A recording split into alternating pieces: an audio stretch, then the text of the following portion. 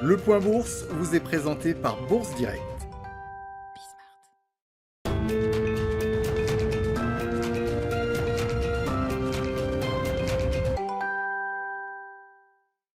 La tendance oscille autour de l'équilibre depuis ce matin sur le CAC 40 à un niveau proche des 5800 points.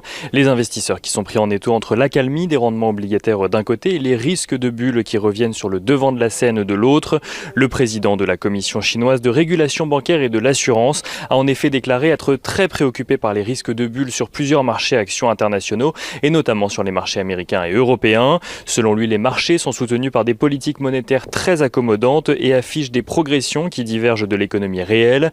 Il s'attend à une correction tôt ou tard sur ces marchés qui pourrait avoir des répercussions sur les marchés chinois fortement liés aux marchés étrangers selon lui. Les marchés qui, on le disait, bénéficient justement actuellement de l'apaisement des rendements obligataires après les envolées récentes de la semaine dernière. À la mi-journée, le taux à 10 ans aux États-Unis est aux alentours des 1,43%, tandis que l'OAT à 10 ans en France oscille lui aux alentours des moins 0,08%. Des niveaux qui restent plus élevés qu'il y a 3 semaines mais qui ont tendance à se stabiliser. Du côté des statistiques à suivre aujourd'hui, l'inflation en zone euro ressort conforme aux attentes au mois de février.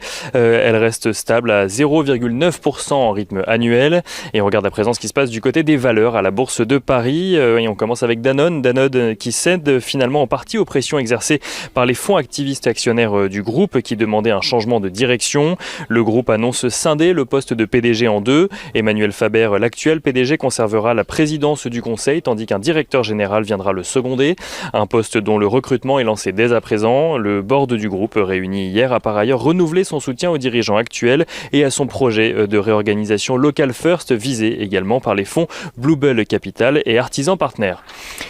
Edenred annonce de son côté relever son dividende de 7,1% au titre de son exercice 2020, un dividende qui s'élèvera donc à 75 centimes d'euros par action.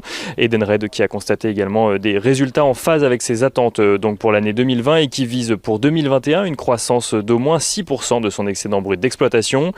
Et on continue avec Interparfums qui publie un résultat d'exploitation en recul à 46,9 millions d'euros en 2020, là où le groupe en réalisait 73,1 millions un an plus tôt.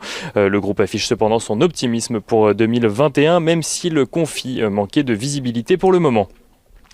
On notera à la mi-journée à la Bourse de Paris que les valeurs pétrolières sont délaissées aujourd'hui alors que le cours du pétrole recule pour atteindre 63 $ à la mi-journée.